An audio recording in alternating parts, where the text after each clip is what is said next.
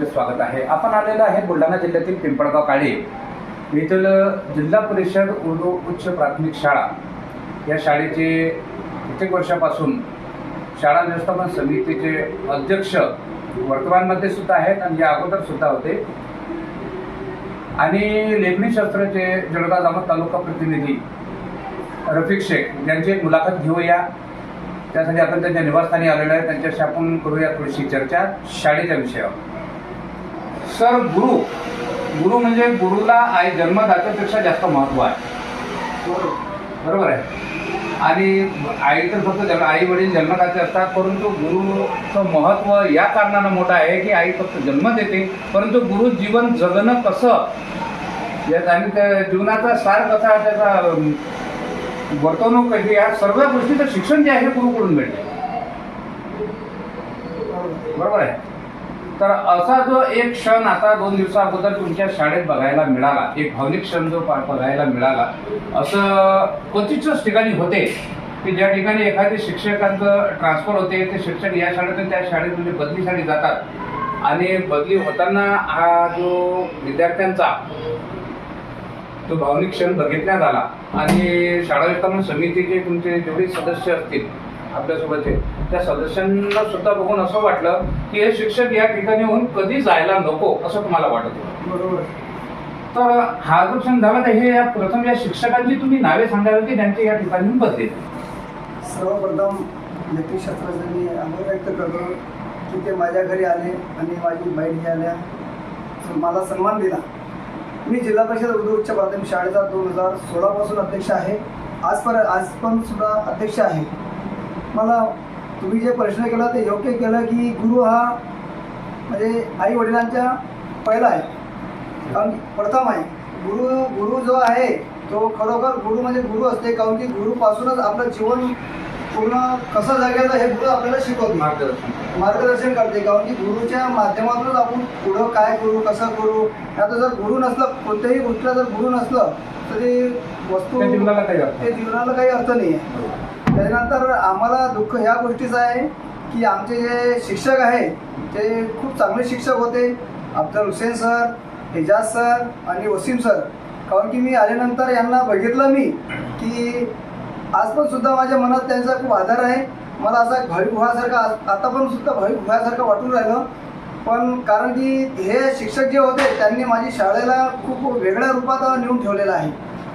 काही काळानंतर ज्यावेळेस मी 2016 अध्यक्ष झालो होतो तेव्हा पिंपळगाव काळे हे एक नाव आमचं ब्लॅक लिस्टमध्ये होतं, समजा असं म्हणता तरी का मला काही हरकत नाही, कारण की इथं पिंपळगाव काळेमध्ये उर्दू शाळेत कोणी नोकरी करायला तयार नव्हतं। इथं यायला लोक घाबरत की पिंपळगाव काळे हे फार खराब गाव आहे, इथं शिक्षकांना लोक टिकू देत नाही आणि इथं राजकारणात जास्त तयार होते।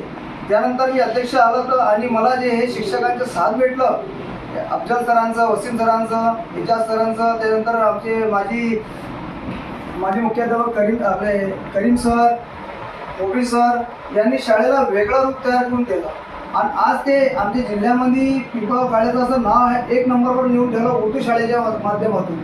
आमच्या शाळेवर कोणी यायला तयार नव्हतं, पण आज कोणी पण आमच्या शाळेवर यायला तयार आहे असं म्हटलं तरी ते सर काही हरकत नाही। शिक्षकांनी विद्यार्थ्यांचं जे प्रेम जिंकलं लहान मुलांचं या मागचं, आणि ते विद्यार्थी एवढे भावनिक झाले, एवढे रडले की असं कोणत्या शाळेवर या अगोदर बघायला मिळालं नाही।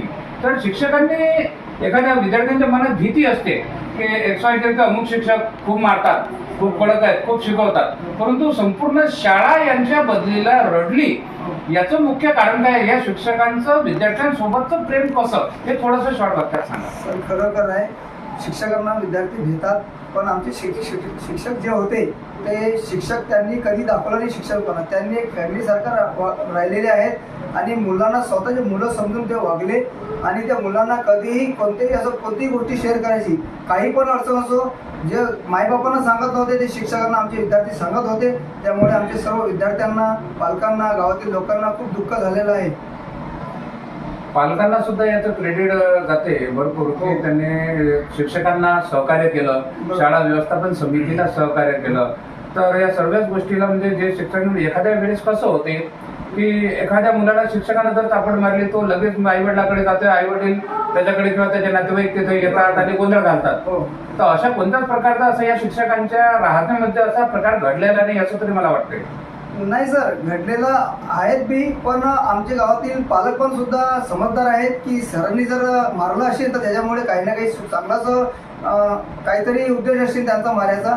तर मी अध्यक्ष असल्यानंतर माझ्यापर्यंत लोक येत होते की असं म्हणजे असं झालेलं आहे, माझ्या मुलांना सरांनी मारलं. मी सरांशी चर्चा केली. सर म्हणत नाही ते नॉर्मल, तेवढं आम्हाला तेवढं थोडंसं करणंच लागते, पण मारण्यापेक्षा जास्त सरांनी त्यांचं मन जिंकलेलं आहे, हे खूप मोठी गोष्ट आहे. आपण सदर शाळेला अध्यक्ष म्हणून किती वर्ष सेवा दिली मी आतापर्यंत? 2016 पासून अध्यक्ष आहे. पहिल्यांदा मी अविरोध झालो, सेकंड टर्निंग मध्ये पण मी अविरोध होतो. थर्ड टाइम मध्ये मला 2024 मध्ये माझ्या शाळेचे 100 वर्ष शताब्दी वर्ष घ्यायचं होतं.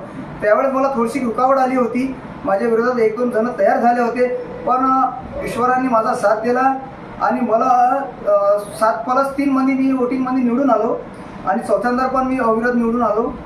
या अगोदर झालेल्या एका कार्यक्रमामध्ये व्हिडिओमध्ये बघितलं की एक शिक्षक मुख्याध्यापक होते, त्यांनी सांगितलं की या ठिकाणी आजीवन रफिक शेख हे अध्यक्ष राहावं अशी त्यांची कळण्याची इच्छा व्यक्त त्यांनी केली. त्याबद्दल आपण काय बोलणार? सर, मी त्या सरांचे पण सुद्धा आभार व्यक्त करतो की त्यांनी जे माझ्यावर विश्वास ठेवला, कारण की त्यांनी मला बघितलं की मी कशा वृत्तीनं शाळेला पुढे नेण्याचा प्रयत्न केला.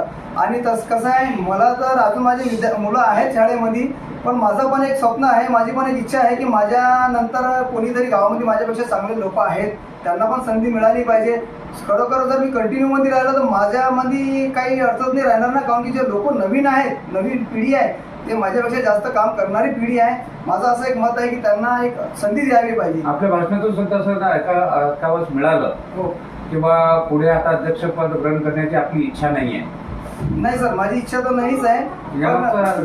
काय कारण? कारण असं काहीच नाही आहे. कारण फक्त एकच आहे की माझं मन म्हणते की बा भरपूर गावामध्ये चांगले लोक आहेत, भरपूर चांगले कामं करणारे आहेत, माझ्यापेक्षा सुशिक्षित आहे. त्या हिशोबानं माझा एक मी मनामध्ये विचार केला आणि माझ्या मित्र फॅमिलीनं पण विचार केला की आता आपण हा चॅनल जो आहे तो दुसऱ्यांना संधी द्यायची आणि पुढे काहीतरी त्यांना काही अडचण आली त्यावेळेस त्यांच्या पाठीशी आम्ही नेहमी सर उभं राहून. आता जे शिक्षक या ठिकाणी बदली होऊन गेले, हे कोणत्या शाळेला गेले? आता इथून जे गेले तर नांदुरा पंचायत समितीमध्ये गेले, वडनेर बोलजीमध्ये अफजल हुसेन सर, आणि परत नांदुरा पंचायत समितीमध्येच वडनेर बोलजीमध्ये आमचे एजाज सर पण तिथंच गेले, आणि वसीम सर जे आहे ते बाळापूरचे होते, ते खामगावच्या जवळ गेले. आपण इतर शिक्षक व विद्यार्थ्यांना काय संदेश देऊ इच्छिता? माझा शिक्षक आणि विद्यार्थ्यांना एकच संदेश आहे की आतापर्यंत जशी शाळा चालत आली आहे, असं काही समजू नका किंवा हे शिक्षक गेले म्हणजे शाळेमध्ये काही अडचण येईल, काही शिक्षकांमध्ये काही म्हणजे शिक्षक आम्हाला शिकायला भेटणार नाही किंवा विद्यार्थी कमी होतील, असं काहीच नाही होणार. शिक्षक जे आहेत शिक्षकांचं काम पूर्णपणे करतील आणि विद्यार्थी पण जे गावातले लोक आहेत ते विद्यार्थ्यांना पण वेळेवर पाठवतील आणि शिक्षकांना पण सहकार्य करतील. शिक्षकांना पण आमच्याकडून काही त्रास नाही होऊ देणार, गावातून बी काही त्रास नाही होऊ देणार. फक्त शिक्षकांनी कसं आहे, स्वतःच्या जसं आतापर्यंत विद्यार्थ्यांना आपले मुलं समजून शाळा चालवली आहे, तसेच त्या उद्देशानं त्या दृष्टिकोनातून शाळा पुढे पण चालवायला पाहिजे, हेच माझं सरांना आणि एच.एम. साहेबांना विनंती आहे. तर हे होते आपले उर्दू जिल्हा परिषद उर्दू उच्च प्राथमिक शाळा पिंपळगाव काळीचे शाळा व्यवस्थापन समितीचे अध्यक्ष सन्माननीय रफिक सर यांच्याशी आपण वार्तालाप केलेलं तर आपण बघितलंच आहे की कशा प्रकारे त्यांनी शाळेला आपली माहिती दिली. एकेकाळी एक शाळेची अशी अवस्था होती की या ठिकाणी शिक्षक यायला सुद्धा घाबरत होते आणि अशा परिस्थितीतून त्यांनी अध्यक्षपद ग्रहण केलं. तेव्हापासून 2016 पासून या शाळेला कोण्या ठिकाणी नेऊन पोहोचवलं. तर खरोखर शाळा व्यवस्थापन समितीला सुद्धा या गोष्टीचं क्रेडिट जाते. शिक्षक या ठिकाणी कसे शिकवितात, कसे राहतात, वेळेवर येतात किंवा नाही येत. कारण भरपूर शाळांची आज परिस्थिती अशी आहे की 5वीच्या विद्यार्थ्याला पहिलीचं पुस्तक वाचता येत नाही. तर त्या शिक्षकांची सुद्धा चौकशी व्हायला पाहिजे. आज शिक्षकांना बघितलं की काही शिक्षक मोबाईलवर आपला खुर्चीवर बसतात आणि तिथून शाळेतून इथं मुलं कल्ला करतात, मुलं शिकतात त्यांना, आणि हे घरी विचारतात काय स्वयंपाक झाला, कापसाचे भाव काय, बियाण्याचे भाव काय. यांचे मोबाईल बंद व्हायला पाहिजे. नियमित शाळेत यांना यायला पाहिजे. कारण वर्षातून फक्त 6 महिने शाळा आहे. जर कॅलेंडर आपण बघितलं, कॅलेंडर काढलं तर 6 महिने शाळा आहे. तर प्रत्येक शिक्षकाने जसे शाळा व्यवस्थापन समितीचे इथून जे शिक्षक पिंपळगाव काढून जे आता बदलीला गेले आहे यांचा आदर्श त्यांनी घ्यावा. संपूर्ण शिक्षकांनी त्यांचा आदर्श घ्यावा, मुलांना तसं प्रेम द्यावं, तसं शिक्षण द्यावं मला तरी असं वाटतं की ज्या ठिकाणी आपण बसलेलो आहोत तिथे शाळा व्यवस्थापन समितीचं हे खूप मोठी मेहनत आहे आणि ते शिक्षकांचं समितीला आणि समितीचं शिक्षकांना जे कॉम्बिनेशन आहे जे दुसऱ्याला सहकार्य लाभलेलं आहे हे अतिशय छान रीतीने लाभलेले आहे. कारण असे प्रत्येक ठिकाणी रेखा मिळत नाही. परंतु याच माध्यमातून आणि माझ्या चॅनलच्या माध्यमातून मी गट शिक्षण अधिकारी यांना एक विनंती करू इच्छितो की प्रत्येक शाळेवर आपण एक भेट द्यावी आणि ती भेट न सांगता द्यावी आणि 5वीच्या मुलाला पहिलीचं पुस्तक वाचायला द्यावं. ज्या शाळेला येत नसेल त्या ठिकाणी शिक्षकांना तात्काळ निलंबित करण्यात यावं असं तरी मला वाटते. तर हे होते रफिक सर. बघूया आपण पुढच्या अंकात बाकी. तोपर्यंत जय हिंद.